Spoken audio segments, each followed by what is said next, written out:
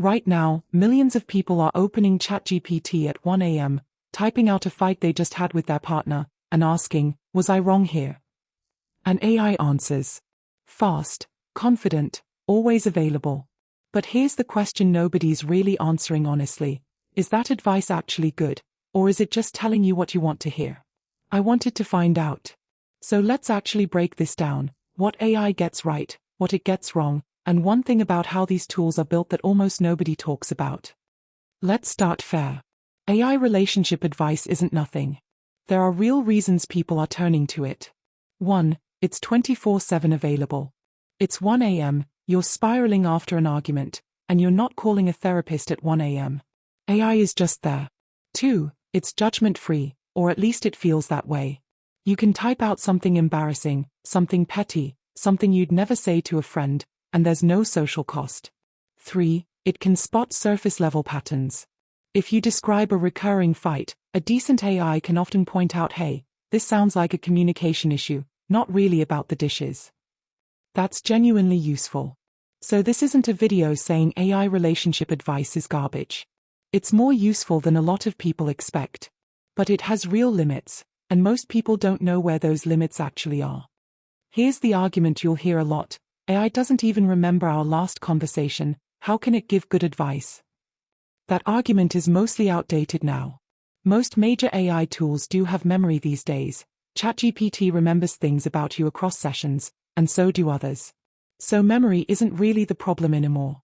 The real problem is something people confuse with memory: structure. Here's the difference.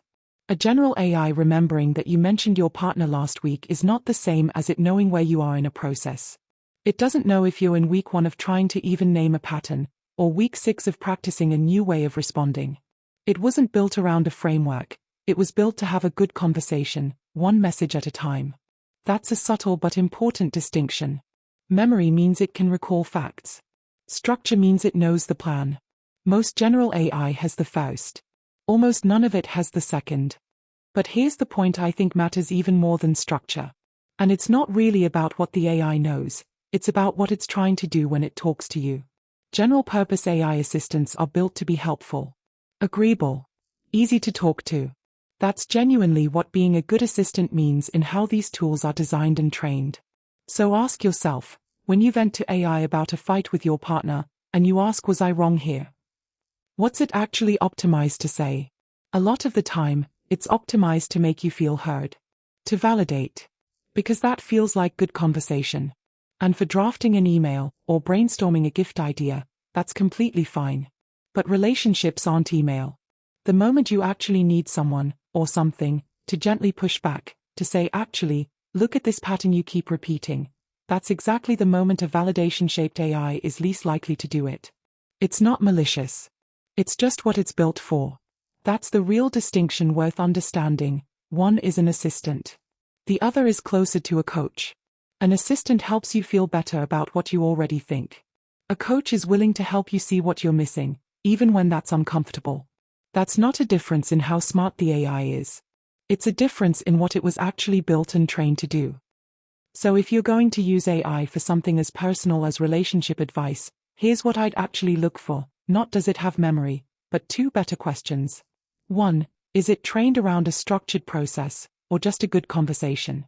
A structured program that walks you through actually identifying a pattern, working through it, and practicing something different is a fundamentally different tool than an open chat window. 2. Is it built to agree with you, or built to help you see something you're missing? That's less about the tool's intelligence and more about what it was designed to optimize for. Worth knowing this category exists. There are a small number of tools built specifically around structured relationship work rather than open conversation. TherapyChats.com's Relationship Reset program is one example.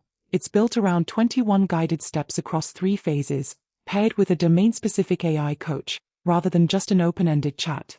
I'm not telling you to use it. I'm pointing out that structured program and general chatbot are genuinely different categories, and it's worth knowing which one you're actually using. So, should you trust AI for relationship advice? Honestly, partly. It can help you vent. It can sometimes help you name a pattern you hadn't put words to yet. That's real value, and I'm not going to pretend otherwise. But breaking a pattern, actually changing something, usually takes more than one good conversation. It takes structure, and it takes something willing to push back on you sometimes, not just agree. If you're using AI for this, that's not necessarily wrong. Just go in knowing what kind of tool you're actually talking to, an assistant that's built to make you feel good in the moment, or something built to help you actually change something. Those are two very different jobs. Make sure you know which one you're hiring. If this was helpful, hit like and subscribe for more honest breakdowns like this one. See you in the next video.